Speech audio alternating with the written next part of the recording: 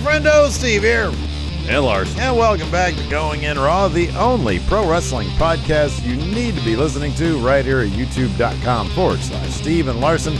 Available wherever podcasts can be found. And of course, taped live at the Twitch at twitch.tv/Steve and Larson. On today's episode, we're talking about NXT The Great American Bash. But before that, it's Wardlow's World. Wardlow's World. He's the new TNT champion on AEW Dynamite.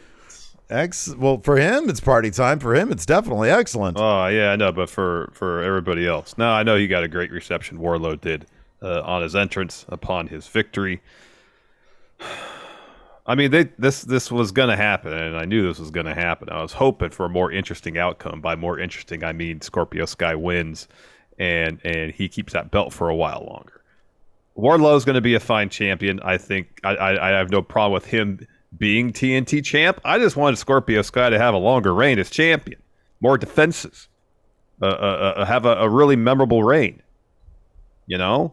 Yeah, I don't disagree with anything you're saying. I think it'd be awesome if he had like a Miro-esque reign. Especially, I'll be honest, like as much as I love Scorpio Sky, a lot of it also had to do with how beautiful that title was. It's a great title. I've come in my older age to appreciate the Lakers' legacy, partially because of the HBO series, also just because I'm old and the Kings haven't been in contention for 2 decades. But God damn it, that was a beautiful title, and I thought Scorpio wore it beautifully. I thought him having that big ass faction of America Top Team was gonna maybe help him, but yeah, dude. Once they announced that Wardlow was gonna fight him this week, I thought they'd even drag that out a little bit longer.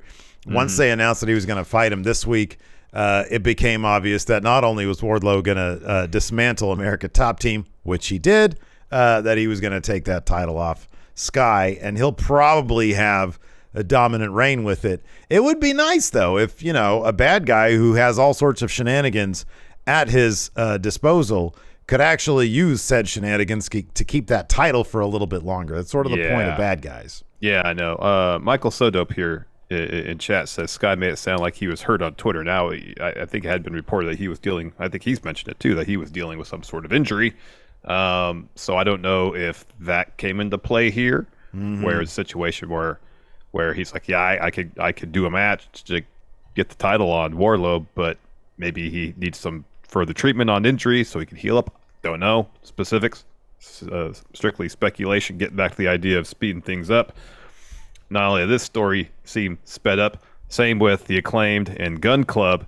They were really getting over as a faction. Oh my God! You know, it's like, funny. Really, when their opening horn thing hits, the burp, siren, whatever it is, I'm telling that got the same reaction. That gets the same reaction these days as the Okada coin drop, man. It gets a massive reaction. So this is the Scorpio Sky tweet. Thank you, Maggie. Says, to my supporters, thank you. To my detractors, thank you. I'll see you all later. Okay, that sounds like it's more than just a couple weeks or even a couple. Yeah, it sounds like it's more than a couple weeks. Yeah. That's what interim titles are for. Tony Khan loves interim titles. Let him keep this title. Don't, if he's already hurt, don't have him go through a 3 powerbomb match. Yeah, I thought it was like a leg injury or some sort. I thought, ankle or knee. I mean, I'm sure he was fine enough to go through this match and all that, but still, it's just a bummer because we both like Scorpio Sky a lot. Want to have a really good title reign. Yeah, they've done the interim TNT title like I think several times. I know. So I guess they just didn't want 2 interim championships. Yeah, well, it is what it is. It is what it is. Yeah. So it's Wardlow's World. You were just talking about the Ass Boys and the Acclaimed. You're right. They were super duper over. I know that this is to get, you know, I mean, it's only going to make the Acclaim more popular, but, and I mean, maybe it's, you know, AEW's never been terrific about nailing timing on things. Sometimes they do things too fast. Sometimes they do things too slow. They'll drag them out, or it's kind of not often that they actually achieve perfect timing on stuff. And I honestly think that just takes more time in terms of understanding how to book these things so that you really hit the nail on the head. That stuff can't be easy. I feel like in WWE, it's kind of second nature. Like sometimes they do drag things out, but oftentimes they know, like they get in a good rhythm of like when to pay stuff off. maybe it means Tony Khan needs more help. I don't know. But yeah, this seemed a little quick. They're like really over. And the Acclaimed is absolutely one of the best acts, and people were loving the stuff with Billy Gunn sort of taking them under his wing instead of his own kids. But yeah, it seems like we're going to get a match with all these guys now that Bowens. I mean, I know he's not been injured for a little while now, but I guess maybe they're just waiting for that to happen, and maybe this was the plan from even before then. I don't know. That could be. That's entirely possible. Then our main event, we had a really solid bout between Brody King. Of course, he won the Battle Royal. And thanks to this episode of Dynamite, I finally saw how he eliminated Darby Allin. Mm-hmm. It was pretty cool, huh? It was pretty cool. Yeah. He challenged John Moxley for the interim AEW championship. Came up short as expected, but still a pretty solid showing for Brody King. Apparently, after the show went off air, the rest of the House of Black came down to the ramp. And I guess Darby and Sting were there to have a bit of a stare down. Of course, also Miro called out Malachi during Dynamite tonight. So it sounds like Malachi is going to have his hands full. That'll be interesting. I'd love to see them try their hand at a story that, I mean, they've done it before, where a story that kind of weaves in and out of other stories. They did it with, they've done it a couple times. I mean, most notably, I think probably when Cody was around and was understood how to do that stuff, because he was probably integral at running creative in AEW. Now he's gone, so he can't help Tony Khan actually put together. And now it's just a dumpster fire there show. Creatively, right? That's kind of the point you've been getting at. So there are some differences, but no, I just like to mess with you. But no, it'd be interesting because you had mentioned obviously with Brody in the mix for the AEW Interim World title.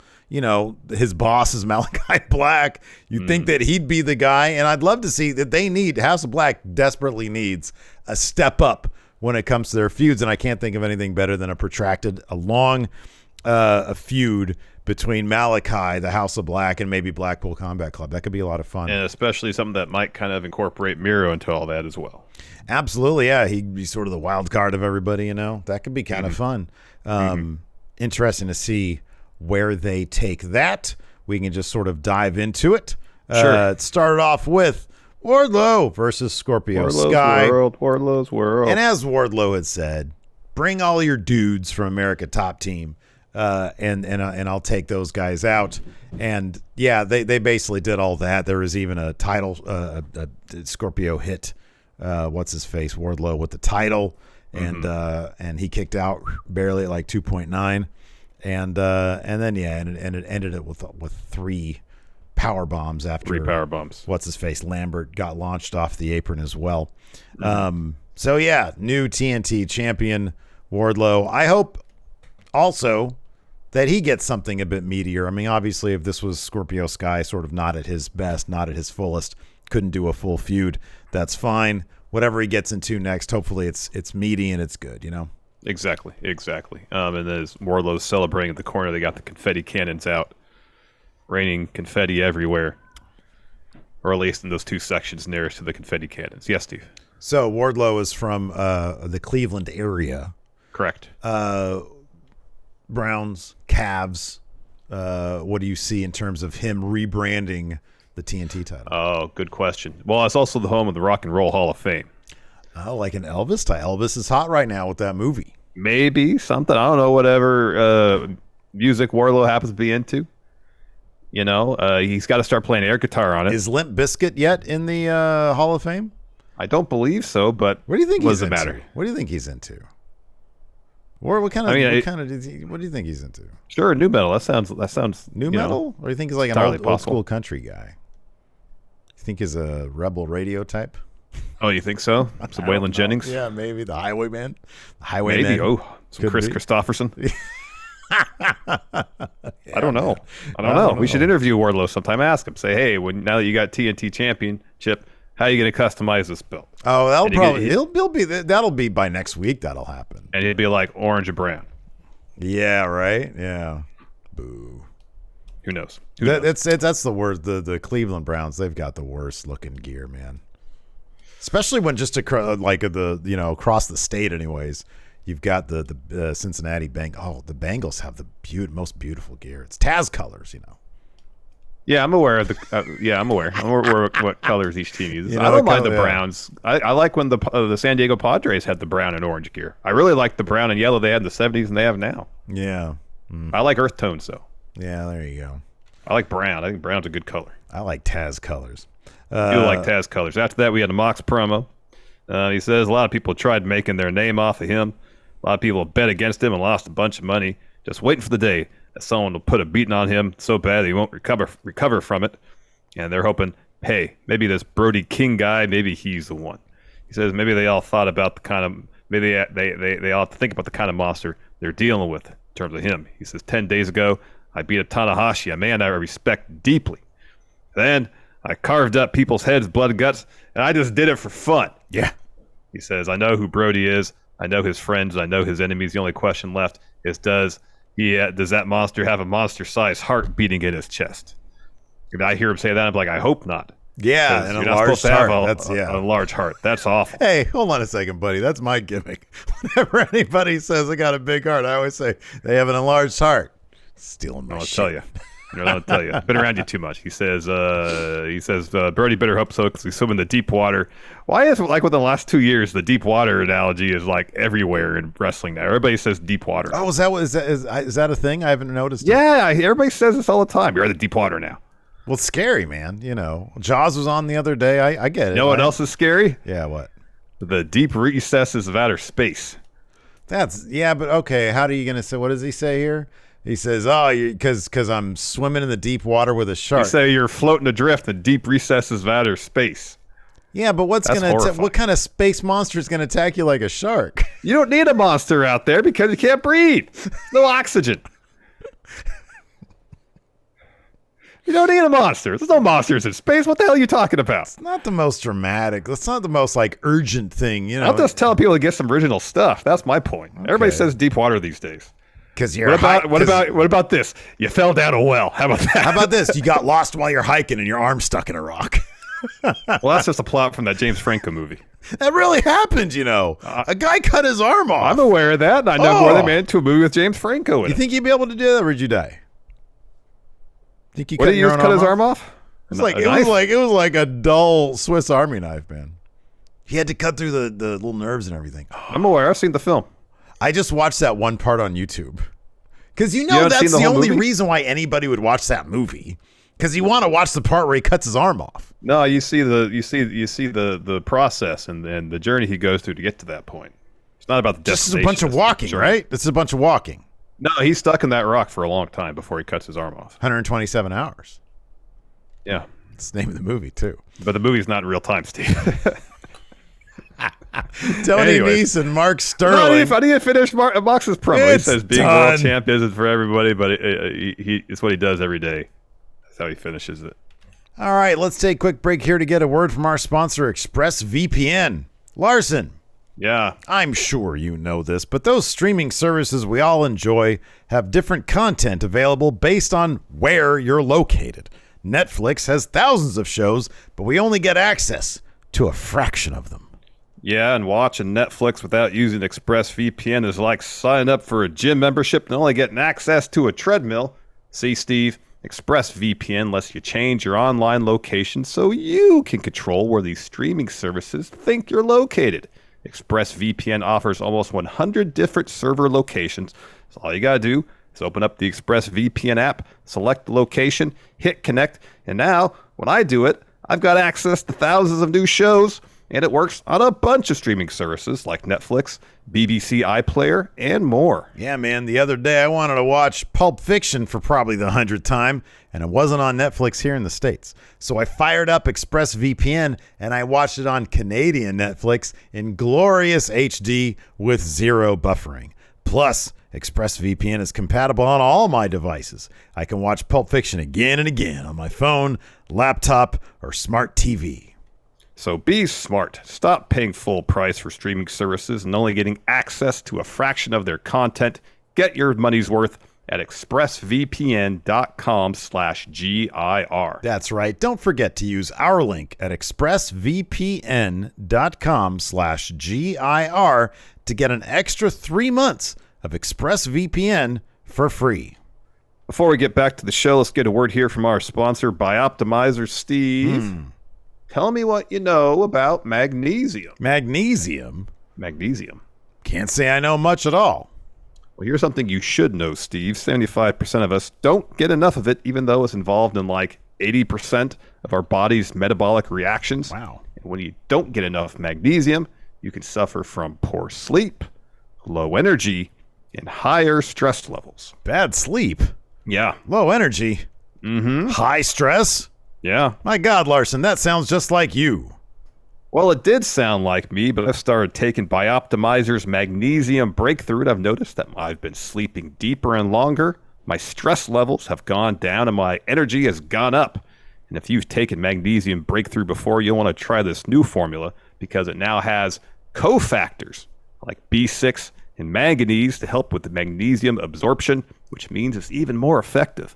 All you got to do is take 2 capsules before bed, and you'll be amazed how much better you sleep and how your mood and energy levels are improved the next day. For an exclusive offer for Going In Raw listeners, go to magbreakthrough.com/raw and use code RAW during checkout to save 10% and get free shipping. Again, go to magbreakthrough.com/raw and use code RAW during checkout to save 10% and get free shipping. Tony Nese and Mark Sterling backstage the dark recesses of space. Because right now he's floating in the dark recess space. Good because you could use the alien line. In space, nobody can hear you scream. Oh my gosh, why does it be a monster involved? Space is scary enough. You're just floating out in space. Yeah, I get it, but there's got to be like a monster analogy there. All right, fine. You're the event horizon of a black hole. Happy now? Yes, there we go. That's terrifying. You get pulled into the spaghetti string. Cast adrift in space. Horrifying. Millions of light years from anywhere. You're cast adrift on memory lane. Tony Nese and Mark Sterling had a pack. Set adrift on memory bliss. That's the one too. Yeah. They walk up to Keith Lee and they're trying to get Swerve removed from the roster because he's a snake. Keith says, me and Swerve have trust issues, but I'm his partner and he's my partner and we're still winning. Unlike that guy. And he points over at Tony Nese. Oh, and he's walking out of frame when he says it too. Yeah. Yeah, man. It was great. Also great Christian promo. He says, coming on the heels of Blood and Guts, I'm the cage everybody is talking about.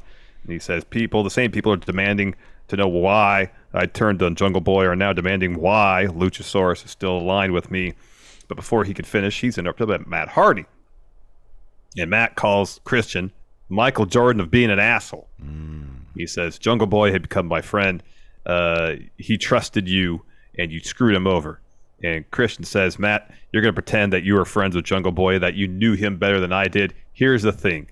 You're starting to make your brother sound like the sober one. Woo. I know, it's messed up, man. It is messed up. Matt then says, I see what you're trying to do with Luchasaurus. You're using him to make as much money as you can. And I did it myself. I was there, and I regret it. And in a strange twist of fate, my life has been a mess for the last month. But I'm out here to make sure no one else gets taken advantage of. And Christian says, Matt, you're a clout chaser. You use everyone around you. And you'll even turn a blind eye to your own brother and his issues so you can have one last run. Oof. Now, you're out here acting like you care about Jungle Boy, but you realize that I'm the hottest thing in this business, and you just want to be near me. But the thing is, right now, Jeff isn't. The way you're acting, Jeff isn't the biggest embarrassment in your family. You are. So then Matt makes a move. Luchasaurus headbutts him and then just sends him in the ring post. Like he kicks his head into the ring post and then choke slams him through the timekeeper table. Yeah, and Christian goes over there. He's like, are you happy now? You got your 15 minutes of fame with me. Yeah, that was good stuff. That was really good stuff. I'm loving Christian as a bad guy, man. It's so good. It's so good. After that, we had a Blood and Guts video package followed by Claudio and Jake Hager in a no physicality interview. No violence. No violence allowed. Hager says, Claudio, you may think you're tough, but you're not as tough or as hard as I am. He's not an actual world champ like I am. I'm an undefeated MMA fighter. I want my respect. Have you seen some of the guys that Jake Hager's fought in MMA? Uh-huh. Fucking looks like you and me out there, buddy. Yeah, So Claudio, hey, you think it would win in an MMA? Probably Jake Hager over Punk, right? An MMA match? Yeah. Yeah, probably. Yeah. Probably. So Claudio's like, hey, I'm no chump myself. I beat Zack Sabre Jr. in my first match, and then my team beat your team at Blood and Guts. He says, you may be an undefeated MMA fighter, but I'm undefeated in AEW or rankings matter. And next week, I'm going to go 3-0. Mm-hmm. Yeah. It was cool to hear Claudio drop a promo and not have to read scripted dialogue. Yeah, sometimes that works. Sometimes it doesn't work. You're right. It was really good. I like that he was wearing. RJ City on Twitter noted that he was wearing the really thin stripes, so it was fucking with the cameras. That's one thing they probably told him not to do in WWE. Don't wear those thin stripes. They don't think about that here at AEW. They don't think about that stuff. But another thing about that point is I noticed when Christian and Matt Hardy were in the ring doing their promo stuff, Matt Hardy would try to jump the gun sometimes on Christian, and you never get that kind of stuff in WWE. And it's like they're just improvising, right? They're just doing their thing, and you're supposed to jump in where you're supposed to jump in. But like Christian was trying to make one last point on one of those. He was listing off all the people that Matt. Yeah, he literally told Matt, wait, let me get this punchline in here. Yeah, exactly. Yeah, so it's interesting. Look, I honestly don't think. I think sometimes WWE's way works better. Sometimes AEW's way works better. I think there's positives and negatives of both. It's interesting to watch them both. Yeah, I mean, in the right circumstance, when you have people talking over each other, that's what life is like too. Sometimes we do that here too, or we're both trying to make a point. Sometimes we step over each other. That happens. Not everything is your line, my line, your line, my line. It doesn't work that way in life. So sometimes it feels more natural when you have people kind of talking over each other. Yeah. But sometimes you want it to be crisp. Sometimes you want that punchline there. You do. You absolutely do. Then we have Butcher and the Blade versus Swerve Strickland and Keith Lee. So early on, Keith Lee beals the Butcher across the ring. So he rolls out and grabs a chair. And he wants to go and hit Keith Lee with it. The Blade goes, hold on. Can't do that. We get DQ'd. Down the rankings we go. Wins. We need wins. Man. We need wins. Wins. They want to win here, not to learn. Yeah. So eventually, Butcher and the Blade, they isolate Swerve. He eventually gets the hot tag to Keith Lee. He goes on a run. He tags Swerve back in. They hit some combo offense. They eventually hit their finisher to get the win, even though there was a miscommunication at one point where Keith Lee's looking to pounce the Blade, and Blade pulls Swerve into the path. So Keith Lee pounces him instead. Right before they hit their finish, Keith Lee offers a fist. Swerve gives them a fist bump back. Same pace. Yeah, I kind of like how like their matches are kind of messy. They have no idea how to develop that chemistry, but we're watching them do it in real time, and they're appreciating being able to eke out these wins. Because even afterwards, like Keith Lee picked up Swerve and was like a little extra, hey, we did it. That this was tough, but we did it. I appreciate that about this. It makes me want them. I don't want them to split yet. I want them to keep this team going. See what they're going to do. Same. But I feel like they're going to split soon. Hobbs and Starks come out. Hobbs says Swerve and Lee are pissing them off, and he says, "What you Swerve and Lee have in front of you are two grown ass men." And then Ricky Starks, this was amazing. He says, me and Hobbs, we could have ended your career. We could have done a social media. We could have done it on the mic. Just ask our former teammate. So do you know the 1 year anniversary of the best tweet in the history of wrestling? Yeah. In Philly, you big dumb bitch. Yeah. Was tweeted from Ricky Starks to Brian Cage when Brian Cage said, where's the Philly street fight at? In Philly, you big dumb bitch. The 1 year anniversary is coming up in 3 months. I feel like we need to celebrate somehow. We really should. It's on October 6th. We should make some T-shirts to commemorate the event. It's on a Thursday, so maybe that Smash Zone. We'll watch that. We'll watch something between them. I don't know. the street fight. I don't know what we'll watch. Yes, that's all great ideas. Yeah. So he continues. He says to Swerve and Lee, he says, the two of you aren't on our level. He says, I'm tired of thinking that you are just because where you came from. And he goes, I'll beat your asses right now. I'll beat your asses right now. He starts yelling at this is incredible. He says, if you guys want to talk about who the best tag team is, the Young Bucks come out. Yeah, they're all super condescending. Matt says, oh, that was a great match. This tag division on fire. Everyone is eating well, but let's not forget who set the table in the first place. He says, Nick then says, both you teams, great. He said, and you both had a great match at Double or Nothing, 4.5 stars, but that's an off night for us. and you couldn't even get the job done. You still lost to Jungle Boy and Luchasaurus, but then after that, we beat Jurassic Express. So Matt says, we have a proposal for you. Next week, let's do a 3-way tag team match. The crowd's already chanting FTR. He says, Team Taz, Swerve, and Keith Lee, and then Nick grabs a mic and goes, oh, we're better than them. Yeah. Got FTR and the Young Bucks. Yeah. Maybe they just want to get past Death Before Dishonor before putting those tag titles on FTR. Yeah, no, I feel like that's the case. I mean, it's what's kind of a bummer about this is that they're sort of just looking past Hobbs and Ricky and Lee and Swerve because they are two really terrific tag teams. But it's clear that the Young Bucks are not going to drop those titles until it's FTR, probably in September. But that's still like 2 months away. Death Before Dishonor is only a couple weeks away. So as of July 23rd or 24th or whatever, they're not going to have a lot to do. So I don't know. Maybe is there like a? I mean, I guess at that point you just have about 6 weeks to feud, so that's not that bad. Yeah, that's totally doable. Yeah, I just kind of wonder, like, once that triple threat's done, because that's next week, is it just going to be sort of for bragging rights between Swerve Lee and then Team Taz? Like, are they going to get like another 2-on-2 to blow this thing off? Like a probably. Well, when are they going to Philadelphia for a street fight? Yeah, and where will that street fight be? Well, Ricky Starks has your answer. He does. Yeah, it could be. It could be, and that's when Swerve and their glory falls apart.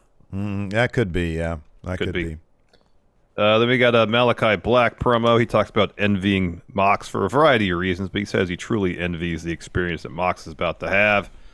Because he says, I'm going to make sure Brody leaves his mark on you. And he'll make sure that what Mox experiences tonight goes far beyond the physical realms of pain. The physical realm of pain. Mox is he's gonna choke him out. he's gonna pass out is what's gonna happen. Yeah. After that, we had an Eddie Kingston interview. He comes in, congratulates Wardlow, congratulates his winning team last week. Yeah, even Claudio. See, I'm growing up. I'm maturing. Here's the made a fart noise. He said, here's the real deal. Jericho made me a liar. I didn't taste Jericho's blood, so I got to get at you again. And then Jericho shows up on the Tron. He's like, Eddie, you want to taste my blood? You want to get crazy with me? Let's get crazy. And then the camera pans over, and Ty Conti slams a car door on Ruby's arm. And she's like, ah! And then Jericho tells Eddie to mind his own business, or that could happen to him. So, yeah. Then we get the Dark Order. They come to the ring. They're in Rochester, New York. This was a lovely segment here. It was. John Silver says Rochester is Dark Order country. Of course, Rochester, the hometown of Brody Lee. Eva Luna says that's why it's important for us to drop some news here. I want to thank everybody for supporting us. And he says, with a pause there, the 6 of us are here to stay. Dark Order is forever. We're going to start a new chapter. A new chapter starts with proclamation. And he hands the mic to -1. QT Marshall instantly interrupts. And he goes, oh, I get it. Your dad is from Rochester. He's a legend. But Brody Jr., you take after your mother. And he says, I didn't bring my friends out here. So -1, tell your friends to get out of here. Otherwise, I'm going to go to your dressing room and rip all the heads off all your toys one by one. And so Hangman Page walks out. He throws QT into the ring. Dark Order destroy him. They all hit moves. And then -1 gets the mic and says, I would pin you right now, but I'm going to wait. Yeah. I'm going to wait. Yeah, till he's 18, I think he said. Yeah. So yeah, that was cool. They should have just had him pin him. I thought it'd have been a good moment. A buckshot Larry, and then have the kid pin him. Come on. Maybe he'll have different interests by the time he's 18. Maybe he'll be an astronomer to look to study the recesses of space. Deep. The deep recesses of space. Deep recesses of space. Penta Oscuro, Penta Oscuro versus Rush was next. This is a grudge match. This is a fun match, too. They were beating the heck out of each other, especially the latter half. This was rad, but the real fight here was between Jose and Alex Abrahantes My goodness, these guys are in a blood rivalry right now, Larson. Jose is my dude, though. I got Jose on that one. All my confidence points on Jose if these guys go one-on-one. I'd lean towards Jose as well. I'm telling you, man. I've said this mainly off camera. I don't think I've said this on camera yet, but there was this great picture. Breaking news. No, not for you. There's this great picture on Andrade's social media of him, Roosh, and Jose. But Jose is in the middle, and Roosh and Andrade have like matching blue suits, but Jose, I think, is wearing black. He looks like the boss. He looks like El Jefe of La Faction de Ingobernable. Mm-hmm. Maybe. Wouldn't it be awesome if he ended up being the puppet master? They're like, he's not just the guy with the iPad. That iPad has all of Jose's thoughts and schemes and plans. The blueprints. You can have his all his bookkeeping in there too. Yeah. For this enterprise he's running. Games also. Yeah. Could be Candy Crush on there. Maybe he likes words with friendos. Could be. Yeah. How do you say, Maggie, how do you say words in Spanish? Because I know con amigos would be with friends. Como se dice words? This match was a lot of fun. Roosh ended up getting the win. But towards the finish, Penta actually hits him with a cutter, hits a super kick, then a package pile driver. He has him covered. He has this match won. Andrade comes over, puts Roosh's foot in the bottom rope. And so the ref is distracted by Phoenix kind of chasing down Andrade. Roosh then hits Penta with a low blow, rips off his mask, rolls him up to get the W. These guys keep on taking these masks. Have you seen like Republica Lucha? These matches, these masks are like $375. They're very expensive. More. Yeah, palabras con amigos. This is good stuff. Hopefully we'll get more of that. After that, this was cool. They had the little Ring of Honor logo that popped up because this is a Ring of Honor bit here. It was like back when WCW was on WWE, but this is kind of cool, and that wasn't. So you had Jay Lethal, Sanjay Dutt, and Satnam Singh promo. Dutt says the best celebration is going to be when Jay pins Joe to win that TV title. Jay says Joe's going to be a tough challenge, so I'm not taking him lightly, but I am taking his title. Ha ha ha ha. Mm-hmm. And then Satnam Singh leans over and says, "New champion." Yeah. That guy he's got charisma in that face, that Satnam Singh. He does. Oh, he boy. Does. So then we get Tony Nese and Mark Sterling. They walk up the best friends.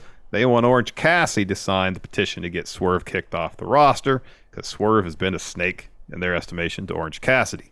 And Orange says, I don't sign anything without my lawyer. Danhausen steps in and he says, that's where I come in. And so they're all kind of bickering a little bit, and Sterling has an idea. He says, this could be money. How about Tony Nese versus Orange Cassidy? If Tony Nese wins, then Orange Cassidy has to sign. Yeah. Tony Nese ain't going to win that match. No, he's not going to win that. After that, we had the Acclaimed and Gunn Club versus Fuego, Leon Ruffin, and Bear Country during the rep. So the Ass Boys, they're over it. They're completely over it. This whole thing was telegraphed. It was just sadly, and you can kind of feel it happening also when, Billy Gunn threw them both off. It was like, oh no, don't do it. And then he did it. So while they're making their entrance, one of the Guns, Austin, robbed us from another awesome Max Caster rap, and he just rips the mic from his hand, goes down there, and so the Gun Club ends up. So they all sort of start arguing. Austin ends up tagging himself in. Caster hits the mic drop, and then what's his face? I think Austin. I don't know which one it is. Austin kind of pushes Caster aside and gets the cover and in steals the cover right there on one of the Bear Country guys. Mm-hmm. So then Gun Club starts arguing with the Acclaimed. They lay them out with clothesline. The Gun Club lays out the Acclaimed with clothesline, start beating them up. Billy throws them both off, says, "What are you guys doing?" Yells at them. And then Max Caster gets up, and then Billy hits him with a clothesline.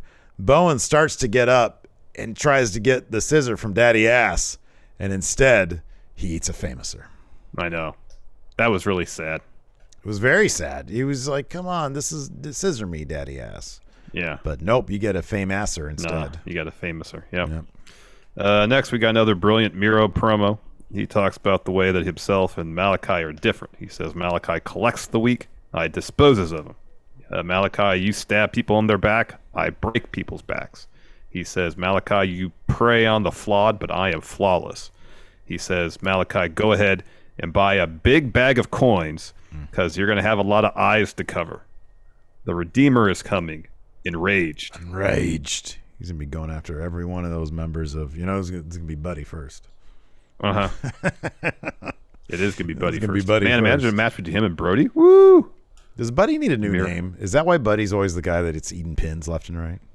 Well, the problem is that he was Buddy Murphy in WWE, and I'm sure to help his bookings on the independent scene after, he kept the Buddy name. Yeah, right. Yeah. Which Murphy I get. also is not a very intimidating name. Like if he just wanted to be Murphy. Well, I mean, that's also RoboCop's real name, so. Might get confused. There might be trademark issues there. But I was saying Murphy, Hey, creep. Because of RoboCop, I hear Murphy, I think RoboCop is intimidating. Consumer confusion. Could be. You think so when you hear Murphy, you think RoboCop. My first thought is RoboCop. Yeah, mine too. Because RoboCop's that's the intimidating. punctuation of that movie. What's your name? Murphy. RoboCop. And then it says RoboCop. So then I'm even confused. After that, we had Nyla Rose and Marina Shafir versus Thunderstorm, which would be like some awesome Rawgate mutant version of Thunder Rosa and Tony Storm. But now it's just a temporary tag team just so they could maybe sell some crappy shirts, which there's totally a crappy shirt on there. Thunder Rosa is great, and I love Tony Storm. I think they're both terrific. Yeah. And what I'm hoping this is, temporary alliance, they split, feud, and then Tony Storm gets that title off Thunder Rosa. That's what I'm hoping happens here. Tony Storm is great. Tony Storm is great. Thunder Rosa is great too. No, she's terrific. I wish they would book her title run better than what they have, because she really has been the focus of really a whole lot of stories while champion. No, but they also don't focus like any attention on their women's division, so that sort of needs to happen as well. That's true. Yeah. So, anyways, this match happens. Yeah, Thunderstorm ends up getting the win. Thunderstorm hits an assisted fire Thunder Driver to get that win. No sort of pawn at the title now from Tony Storm. No. But I don't know. Are they going to turn her bad guy? They should turn her bad guy. Oh, Tony Storm's a good heel. She's a great heel, yeah, and I feel She's like a really good heel. And here's the thing: like the people will still be into her. They'll be like, "Oh, cool, she's just a bad guy now," but we still think she's great. So I don't know. Maybe Thunder Rosa is just better chasing the title. That's not true. It's just Tony Khan doesn't book this shit very well. It's not been booked well at all. That's the problem. Yeah. So next we got a Jade Cargill interview. She gives Stokely some crap about what happened last week. He says, well, if AEW can have an interim champion, then we can have an interim baddie. And then Layla Gray walks in. And he's like, well, you want to know what I whispered in her ear? Well, I'd said something to her that made her want to go from someone who wanted to beat your ass to someone who wanted to save your ass. And she stands there, Layla is, with her hand extended, waiting for Jade to shake it. Jade doesn't. Yeah. And Jade just says, well, this better work out or it's your ass. Yeah. She should have brought a gift. Tribute, Hey, Stokely, what is Jade like?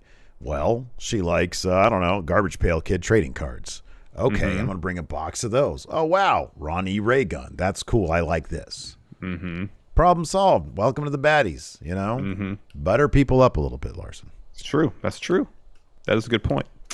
Then we get, the Rampage card. We get our first two official bouts for Death Before Dishonor. We knew Joe versus Jay Lethal was going to happen, but now they announced that Wheeler Yuta is going to take on challenger Daniel Garcia for his Ring of Honor Pure Championship. Ooh. That'll be a good match. Ooh, that could be a title change right there.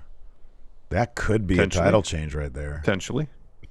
We got a Garcia interview. He just says, he said, I said when I put my foot on your neck, he said I put my foot on your neck during the Battle Royal, and you spent an hour with me in Blood and Guts. He says to Wheeler, your tough guy act isn't fooling anybody.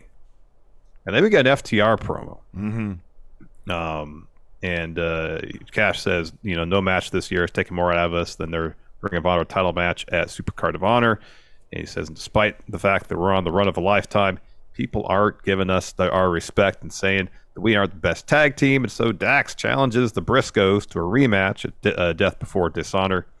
Says, Briscoes, if you want to be the king, you got to kill the king first. Yeah. Yeah, the FTR is going to win that because they're going to have all the titles for until I don't know till when, for a while probably. They're going to have all those. There's going to be the AEW titles too. Yep. But that'll be a hell of a match. They already have a match of the year contender against the Briscoes this year. Absolutely. So yeah, they'll probably one up that one and give us another one. Then we had our main event, Brody King versus Jon Moxley. A lot of this was Brody King throwing Jon Moxley around using his superpower on Jon Moxley. This was really good stuff. There was a bit where Brody reverses Mox piledriver attempt down there at the foot of the ramp into a backdrop. And it's just, Excalibur notes, oh, hey, there's the lip right there of the thing where it meets and got his lower back, and that probably hurt a lot. Yeah, Larson, what's up? So you mentioned Brody throwing Mox around. Now, if early on Mox has said, imagine now you're in the deep recess, floating in the deep recesses of space. Yeah. And then Brody's floating Mox around as if he's weightless, as if he is. Yeah. Floating in the They could have put some wires on Mox too and make it look like he's just exactly. They could have brought the house lights down, put a event horizon on the Tron. Great movie, by the way. Scary as fuck, that movie. I'm telling you. Yeah. Outer space is scary. No, I know. I watched For All Mankind on Apple Plus. They did this thing where there was like a hotel in space and shit went wrong. People died. Spoiler alert. Yeah. Space is super scary. Anyway, it's just nothing. It's so big too. People think that you just zoom to like other places. That doesn't happen. No, we don't have the technology to make that happen. No, we probably never will. We're gonna, as a species, we're gonna kill ourselves before that happens. Oh, easily. Yeah. Oh, yeah. So Moxley chokes out Brody King until he passes the fuck out here. Brody figured out what the vast recess of space feels like. You're just dead. Yeah, because his face looked completely dead. You can't breathe in space. It's a vacuum. There's no oxygen. Right. That's what happened to Brody. One reason all the why oxygen it's horrifying. left his brain, man. See, I'm telling you, deep recesses of space works. And then it just ended. I was hoping someone would come out and like challenge Mox. No, show just ended. So then, we, of course, yesterday we had Great American Bash NXT 2.0. Not even like not premium live event, just themed episode. They shot an opening video package at that apartment complex that all the wrestlers I love live this. at. This was great. Yeah. Because it had Songa doing a cannonball. That was pretty funny. That was awesome. Yeah, there was one bit. Duke goes walking by and he's like, "Hey, ladies," and they're like, "You're gross." And then he goes in the pool, and then Songa gets up, and he's wearing those little tiny, trunks. And he's like, "Hey, everybody, I've got something very." It's the Anchorman bit. I got something very important. Announcement. Yeah. Cannonball!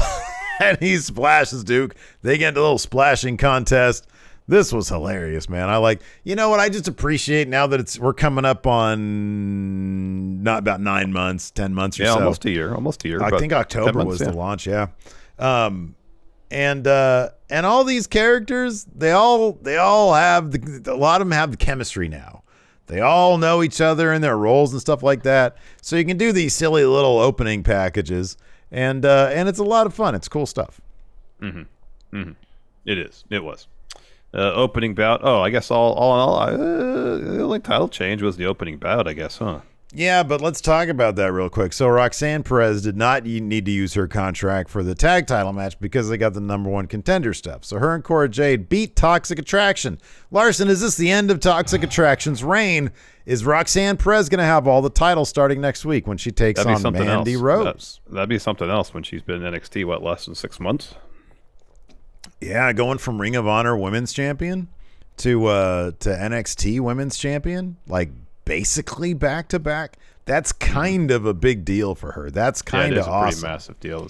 It's fairly unheard of. I mean, I guess the closest analogy would be when Kevin Owens signed. Well, yeah, absolutely. And it's such a different landscape now. It really is. It's like, I don't know when, like how long previous Shinsuke Nakamura was, the Intercontinental Champion. And then when he came over and they gave him the title. But like nowadays in NXT, as opposed to having somebody that is sort of fits the NXT mold, like Roxanne Perez is a terrific wrestler, but she's also not like a Tiffany Stratton or a Lyons. She's not a huge personality. No, she's not a huge personality. Even Cora Jade sort of feels to me more like, oh, this is what they're going for.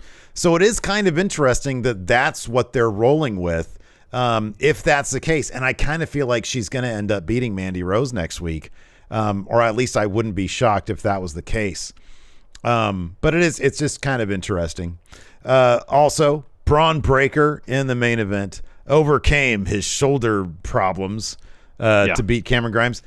I don't recall, although I'm sure somewhere along the line somebody did. When do you recall last time somebody kicked out of a cave-in? Has anybody in 2.0 kicked out of a cave-in? Not that I'm aware that you can recall. So Braun Breaker kicked out of a cave-in, which just doesn't happen very often. It doesn't. No, it doesn't at all. It was a really good match. It was a solid bout, yeah. Yeah. Probably match of the night was Carmelo Hayes. Generally speaking, any Carmelo Hayes match is going to be match of the night. He took on Grayson Waller in a pretty terrific match. That was good stuff. We also had so there was a video package through the thing, and it said JD McDonough arrives next week. And it was very American Psycho. It was super American. It was like the whole like he had the eye thing on doing the stretches doing the sit-ups with no shirt on. Yeah. But they didn't Let's wait. talk about this. Well, I was going to say they didn't wait because at the end of the show, he attacks Braun Breaker and gives him whatever they're going to call the devil inside now. Yeah, through the picnic table. The picnic table with all the hot dogs. They had some hot dogs and barbecue there. Waste. And let's talk about this. So we were wondering for a while, what are they going to do with A-Kid? Is he back in NXT UK? Yeah. Is he going to get a repackage, a new name? What is it going to be? And we found that out. Yes, to all those. So he's pretty much, he took Kiana James' gimmick. He did. Who took Deonna Purrazzo's gimmick? Yes. Well, it was hers was weird because it was like music and math. Well, it was only math on the Tron. Yeah, right. She never made any claims about being like some sort of math whiz. Yeah. That was just what the Tron said. Yeah. So I didn't put a whole lot of stock in that. But know. Kiana James is like, oh, I know math and numbers and stuff. And then A-Kid has this thing where he says, I know math and numbers and formulas and problem solving and stuff like that. Yeah. AXIOM. They try to keep his name's AXIOM. They try to keep his identity disguised. And you see if you're the least bit familiar with A-Kid, you see his silhouette and you hear him talk, you're like, okay, that's A-Kid. Oh, he's got a very distinctive voice. He's got a very distinctive voice. Yeah. Anybody who's halfway paying attention knows this is A-Kid. Yeah, I'm not. Look, he's a terrific wrestler. I'll put it this way. He's a terrific wrestler. He's an outstanding wrestler. This allows them to bring him in under their own name because he used A-Kid outside WWE. It allows them to bring him in under his own name. I'm sorry, under their own name, a new name. Yeah.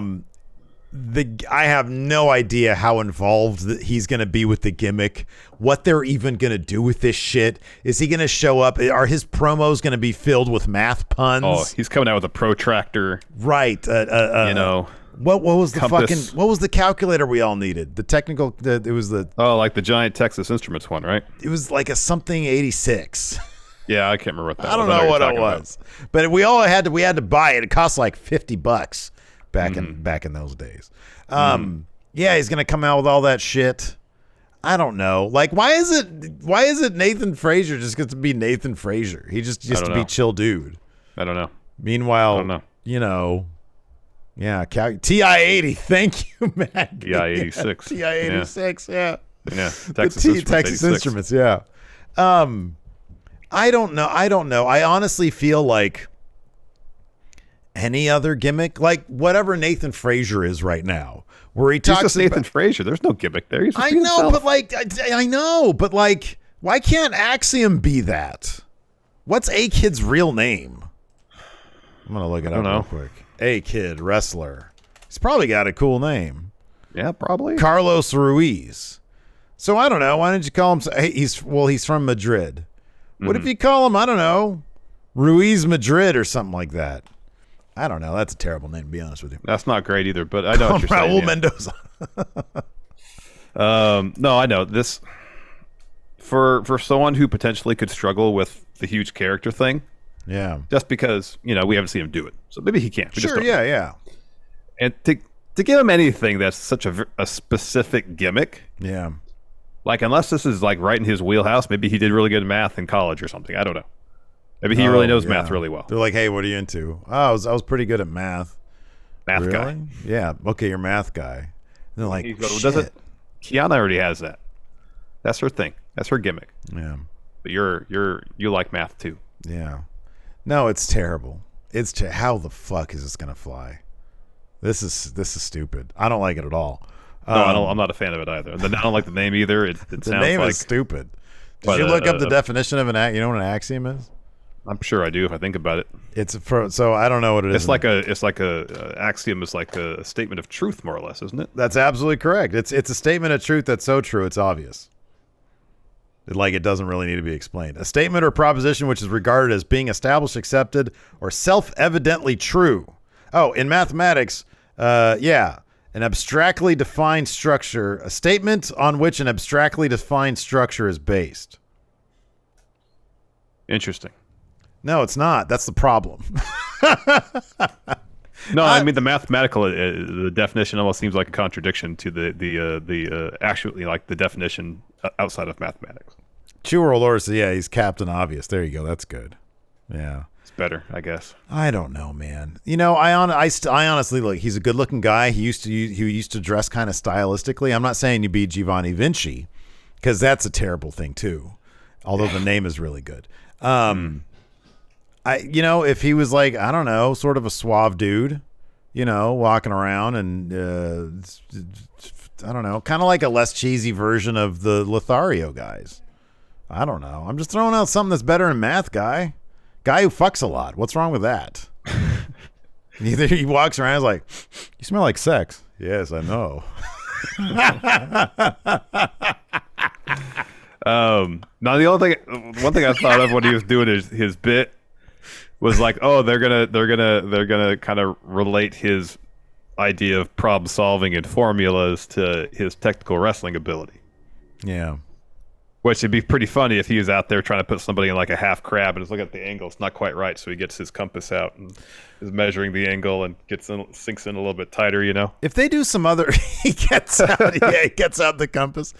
Yeah, I don't know if they like do more vignettes where like they show like angles and shit as he's like, doing moves and stuff, and it's like imagine like the Thatcher stuff they were doing, yeah, with a really scientific approach to it. Yeah, that's cool.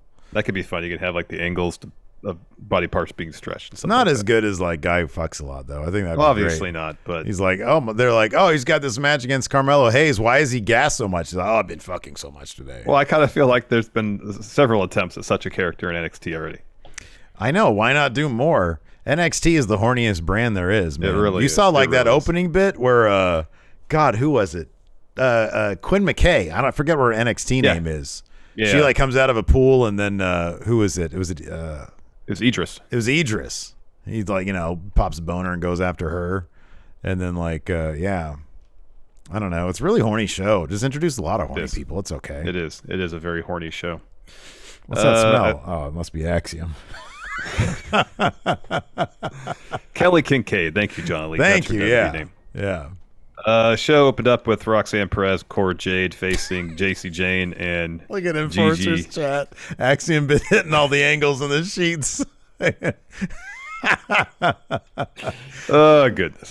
We get the women's tag title match: Toxic Attraction versus Roxanne Perez and Cora Jade. Fun bout. The finish saw Cora spear JC out of the ring, and then Roxanne hits GG with Pop Rocks to get the win. To get that win. After that, Braun Breaker has an interview. My shoulder's fine. Yeah, walks into the PC. I'm ready to go. Yeah. Then Tony D'Angelo's lecturing Legado, Santos about making tough decisions. He asks Cruz del Toro, Elektra Lopez, Joaquin Wilde if they know where Santos is. And they look kind of, no, not really. And he says, I handled it. And he pulls out his phone and shows pictures of Santos laying in a hospital bed. Sad last days of Santos Escobar. And then he says, Elektra Lopez, the only one that's been putting in the work to help the family. Revenue with the docs is up 18% thanks to her. Yeah. And he says, next week I'm giving you, Wilde and Del Toro, one last chance to prove your worth to the family or else. So where are they working that they're not keeping up their end of the deal? If she's like, oh man, I got revenue up by 18%, what's Cruz and Joaquin doing? I don't know. Where are they working? Are they doing the protection racket? Is that their deal? Oh, maybe. Yeah. After that, we had a pretty deadly video package. talking about how Essex is the true fashion capital of the world. If I'm not mistaken, Essex is where Waymaker's from, Larson. So I kind of doubt. As soon as they said that, I was like, none of this is going to be true at all. So they talk some more shit about Briggs and Jensen. After that, we have Wesley versus Trick Williams. Man, what did you think about Trick Williams' entrance attire? Didn't he look great? Amazing. It was cool stuff. He's coming along in the ring. It didn't hurt that he had Wesley, who's like one of the best wrestlers these really days. Good. Yeah. And so this match was pretty decent. At a certain point, of course, Carmelo had come out with Trick, and it was very boxing themed. He had some gloves. Yeah. He had the robe, and then Carmelo had a couple of water bottles with him, and one of them was sort of cased with like a black sort of sheath to it. And midway through the match, while Carmelo is distracting Wesley and the ref, Trick goes down there and sort of on the sly sprays some from the black bottle into his hand, and he rubs it all over. And then he gets back in, and he lays out Wesley and then starts rubbing his hands all over his face. And he had given the bottle over to commentary, and Vic's like, "This smells like rubbing alcohol." He's like, "No, it's clearly water." And he's like, "No, this is rubbing alcohol here, Wade Barrett." And so sure enough, Trick is able to get his spin kick finish off for the win. But yeah, he had put rubbing alcohol all over Wesley's face and eyes and stuff. Mm-hmm. Yep. Then we get Tiffany Stratton. She's backstage getting her makeup done, and she's telling the makeup artist, "Hey, just put on some powder and it's good." So Wendy Chu steps in and throws powder, handful of it, in Tiffany's face, then throws into the door. Then we get a backstage brawl through a picture-in-picture commercial break. They make the way of the ring. Their match begins. Stratton's working over Wendy Chu's hand throughout. And the finish saw her flip out of a German suplex, stomps on Wendy's fingers, hits the shotgun drop kick, and her finisher to get the win. Yeah, man. Yeah, this is a decent little match here. After that, we had a Roxanne Perez and Cora Jade interview. Cora says, "I finally won a title, and I got to do it with my best friend of the past 6 weeks." Perez says, "Everything's happening so fast." She said, and then Jade says, "It felt good to knock Toxic Attraction off their pedestal." Perez says, "The next week I'm cashing in my contract for a title match against Mandy." So that's happening. That is happening. Then we get Braun warming up backstage. Cameron Grimes walks in, says, "Hey, how's your shoulder doing?" Doing Braun good. Says, Fine. Yeah. And Grimes says, "I'm going to do whatever it takes to win the title." And Braun says, Wouldn't have it either way. Yeah. After that, we had Apollo Crews promo. Sadly, this did not involve time travel, but he shows up. He says, this was really sad, actually. He says, for the last year or so, I'd go home and I'd ask my kids, "Hey, what do you think of my wrestling tonight?" And they'd say to him, "That isn't you, Dad." And he's like, "It's clear they didn't recognize me." And they eventually just stopped watching. And I'm like, come on, man. He was playing a character. I really like the Apollo Crews character he was playing. So his kids are kind of crap. But anyways, he says, "Since then, I've returned to NXT." He says, "They've started watching every single week. My kids are fickle." He says, Their excitement has brought back a spark to my career." He says, "And I tell, hey, kids, I love you, even though you're fickle." Wow. He says, "I've been back for about a month." And he says, "You know what? Zion Quinn was right. This place is different. There's a group of talent who are ready to take advantage of every opportunity. Then I get to start thinking about what would have happened if I stepped in the ring with like a Tony D'Angelo or a Nathan Frazier or the winner of whoever wins the North American title match tonight." And he says, "And I'm watching that NXT title match because I know me and Grimes, we'd make magic together." He says, and then he's interrupted by Giovanni Vinci. He says, "I noticed that you left me off your list, but I'm the only guy in NXT that can not only keep up with your skill, I can outperform you and do it in style." And then Crews says, "All right, why don't you get in this ring here and we'll see about that." And Vinci says, "Oh, you have the fans fooled. I'm dressed for a night out. But next week we can find out. You're going to find out just who the best athlete in NXT is. I assure you, you're going to lose. Vittoria for Vinci." Could be. Then we get an Ivy Nile interview. She's asked about tension within the group, and she says Dynamite's group of alpha athletes Says, you don't step a foot in our gym unless you're a badass. She says, tonight we find out who the best tag team is. And when they say Dynamite is forever, it's not a catchphrase. It's for real. Mm-hmm. And then there's some commotion going on over there. And she walks over there. And then Tatum Paxley's in a shouting match with Kate Carter. And then so Carter and Chance walks off. And Ivy tells Tatum, you need to work on getting yourself out of trouble. Report to the Dynamite gym tomorrow morning. Let me ask you something. Yeah. While Ivy Nile was laying into Tatum here, Tatum just had kind of a smile on her face. Mm-hmm. And I don't know if it was because she knew they were live. I don't know if this is pre-taped or live. I assume it was live. I don't know if it's because they were live and it's like you can't help but sort of, I don't know, maybe she couldn't control it. But her performance was not very convincing. No. Ivy was like, hey, you need to figure out how to get yourself out. And she was like, okay. Yeah, I know. Like I was thinking, I don't know why, but today I was thinking when I was watching Dynamite, there was the bit where Ruby got laid out by Ty Conti in the car, and those two medics come up, and no, so apparently this was actually pre-filmed. But if this was live, like last week or something like that, if this was live, knowing myself, I'd have jumped in there and had a big, hey, can we get a medic? I'd have like a big smile on my face because sometimes, like you and I know, like sometimes. We'll just start cracking up, or when we need to do like an ad read or something, we'll have to do a couple takes because we'll start cracking up over stuff. Yeah. Totally. I don't know why I brought that up. Sorry, it was a tangent. I don't know. Then we get a quick Grayson Waller promo. He says, "Hey, Carmelo, my mom really liked that shirt you signed." And he says, "But there's one last thing I'm gonna steal from you, and that's your North American title." Mm-hmm. After that, we had a Carmelo Hayes promo. He says, "Me and Waller used to be boys, but that's out the window." He says, Trick got his win tonight. He says, there's a difference between common and special.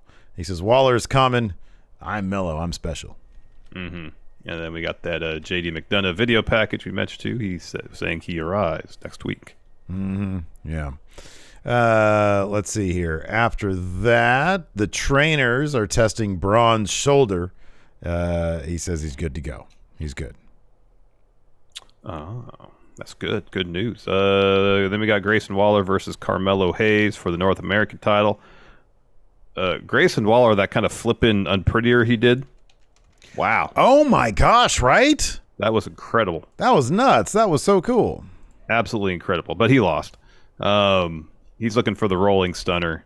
Carmelo counters with the code breaker, hits that top rope leg drop for the win. Mm-hmm. Then we get this little video package deal where there's a QR code that says scan it. So you scan it and it leads to a WWE website that just says 8-10-11. Yeah. Yeah. August 10th. No, wait. 8-10. August 10th. August 10th, 2011. 2011. What happened on that date? Going back in time. Apollo Crews? Maybe. 8-10-11. Was somebody born? I mean, you'd be 11 years old. Yeah, I don't think it's that. -1's coming to fucking NXT, I guess. Wow. Yeah, I was trying to see when NXT got to start, but it's February 2010. That was the game show version. So I don't know what that means. Yeah, I don't know. Are there any good theories here in chat? Anybody? Scooter says Tom Campbell thought it was maybe a Bible verse. What's the 8th book of the Old Testament? Don't know. Enforcer, can you find out from the Heavenly Father? Anyways, let's move on before we get in trouble. After that, we had a Zion Quinn interview. He says, Cruz has his eye on the wrong people, but they should be locked on me. I'm box office. It feels like he's been told that he's coming to main roster soon, and he's so full of confidence, he doesn't have to really try anymore. Maybe senioritis. He knows he's been accepted to a nice college. Or I think this is just him trying. But he's such a low talker. He is a low talker. He's like so close to mumbling. Put him with Max Dupree and have the close talker with the low talker. Hey, he'd make a good maximum male model. He would. He says, on box office, when you search for WWE Superstar, I pop up. Is that true? That can't be true. What? That if you do a Google search for WWE Superstar, he shows up. He says, in a title reign for Apollo, that ain't it. Me on the other hand, you're looking at a future champ. 2.0 is about the future, and the future of this place is Zion Quinn. It was not good. He's got a great look though. I hope he does well, man, because he does. He's got a terrific look. Let me see if WWE Superstar images. I'm just gonna go to image search. Well, he says his name pops up in the suggestion box, which there isn't even a suggestion box. The suggestion box. So I don't know what the hell he's talking about. What does that even mean? Oh, that's awesome. That's great. So then we get Ivy Nile. She's leading Dynamite in a cheer before their match. Everybody fist bumps except Roddy, who just walks out and says, "Come on, Damon." Roddy's being so salty. He is very salty, man. He's very salty. He doesn't even want to be there. Yeah, no. And this last hour was really talky. There's just so much talking. I know. I'm looking at your rundown here. My God, there's a lot of talking. After that, we had a Mandy Rose interview. She says Cora and Roxanne got lucky tonight. This happened before, but JC and Gigi corrected things, and a day later says it's going to be rinse and repeat. I'm going to win. After that, we had a Chase U video package. This was awesome. I love Chase U. I don't care how many times they do the joke where he blows up at a student. It's always funny to me. So Bodie says, I can't get any sleep because of my roommate. And then Thea's like, yeah, we're having so much fun. We watched Money in the Bank a lot, over and over again. And then another student mentions, hey, because it's 4th of July stuff. He's like, John Adams thought that July 2nd should have been Independence Day because that's actually the day it was signed. And Chase then cussed him out. He's like, what do you know? What does John Adams know? And then he throws him out of the class. And then Thea suggests a field trip to England. And Bodie's like, yeah, like that had ever happened. But then Chase says, no, that's a great idea. So I guess they're going to be the new NXT UK transplants, Larson. Going on excursion. That should be a lot of fun. That should be fun. Then we got Roderick Strong and Damon Kemp taking on the Creed brothers. As expected, this got pretty chippy, especially towards the end. Mm-hmm. Finish saw Julius hit Roddy with a bunch of strikes. He hits a running slam. Kemp tags in. Julius just hits him with the same kind of running slam, sliding clothesline to get the win. Afterwards, Brutus helps Damon Kemp up.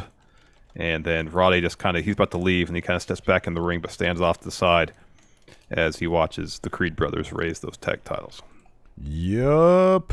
Then we got an AXIOM video package. We talked about A-Kid as Math Guy. Probably way too much, to be honest with you. Yeah, we spent a lot of time on that. Spent a lot of time talking about AXIOM and a lot of time about floating in the deep recesses of space in this episode. Yeah, but it was kind of If not interested in those things, I apologize.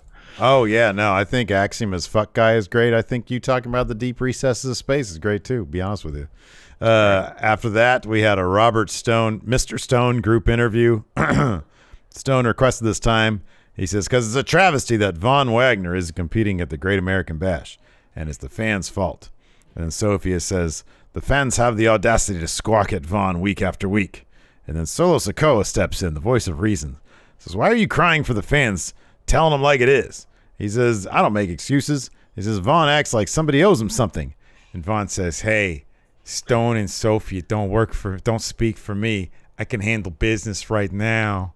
And then the refs come in. Like, they're just being sort of like staring at each other, not doing anything, and the refs just come in screaming, whoa, get away from each other. They actually antagonized the situation more than they made it worse. Actually really do. Yeah, really did. Because like Von then is like, oh, I'll get you. God. It's my world. He does this weird thing with his mouth. It's like doing the impressions kind of, because he does this thing with his mouth. It's like, yeah, it's my world. It's my world. You're just living in it. With his disinterested voice. Yeah, I know. Then we got our main event. Cameron Grimes challenging Braun Breaker for the NXT title. Yeah. Grimes, of course, goes after the shoulder, and then Braun's like upset that he was. I'm like, well, that's you got a target on that shoulder. No fair. Like, of course. Not fair. Of course you're going to go after that. Stop it. I'm going to kick out of your finish. Yeah, you kicked out of a cave-in, which I don't remember ever happening before. So then like Grimes it was like a super cave-in, too. It was up the... no, it was normal cave-in. Was it? Cave-in. Yeah. Then he tried for the second rope, and he got speared. It didn't take Braun's finish to beat Cameron Grimes. Yeah, but countering that fucking second rope into a spear, it looked like a finich.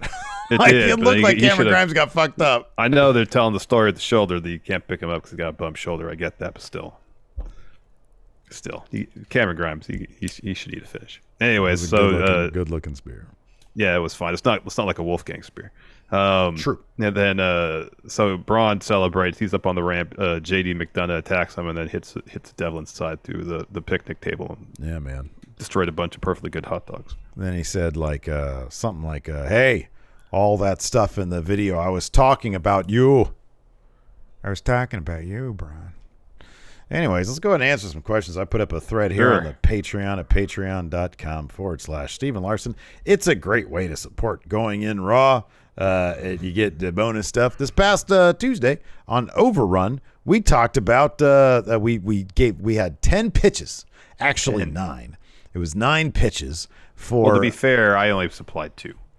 Yeah, but one of yours was a multi-step process. Yeah. So that was good. So, okay, fine. 4 and 2 is 6.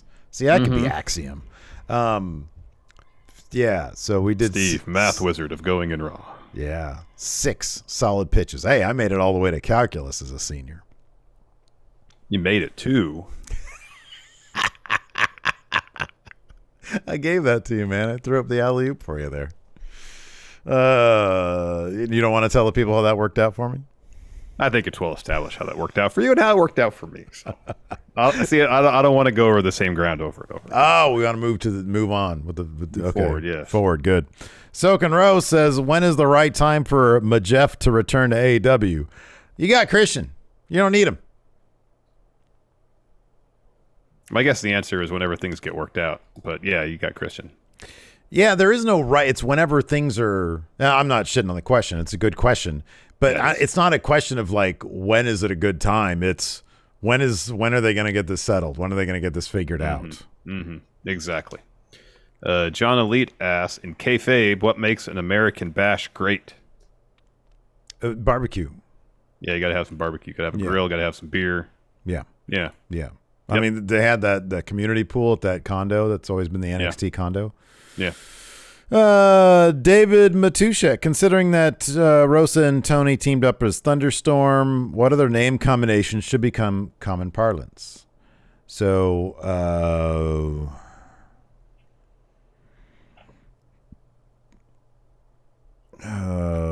let's say Wardlow. Oh, go ahead. You have something. This is so bad. You get Von Wagner teaming up with Dr. Wagner, and they're just Von Wagner. Von Wagner's. Yeah, that's good. Dr. Von. Yeah, that's good. Oh,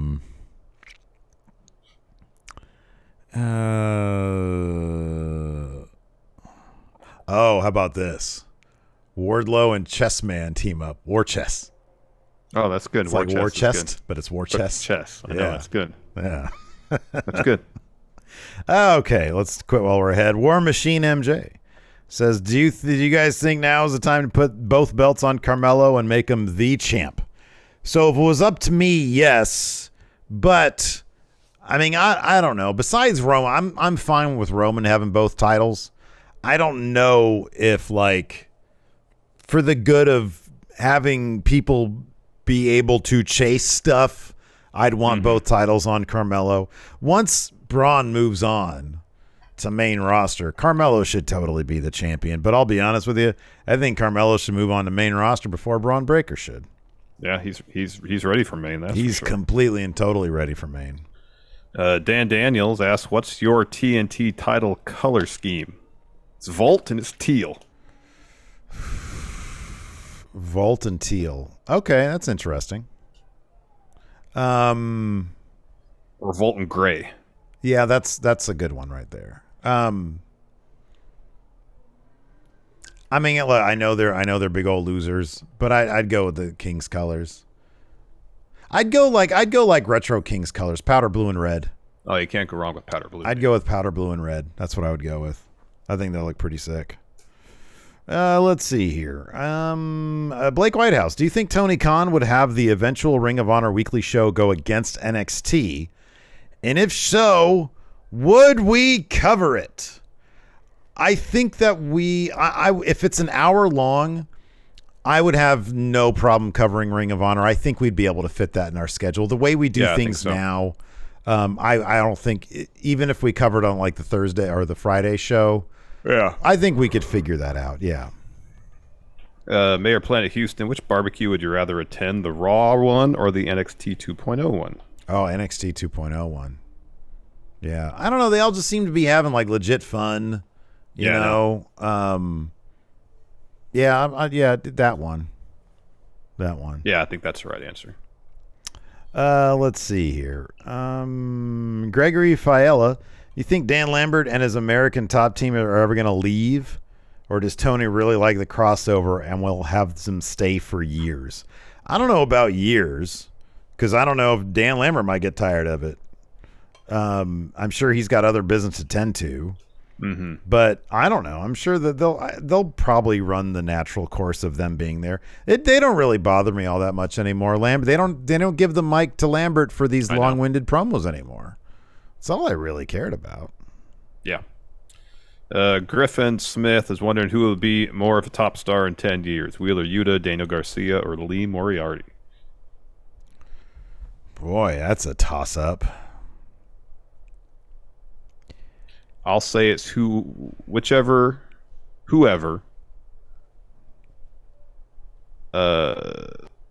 really improves their mic work first. I'm going to say, like, I think the early lead is Garcia. I think he sort of,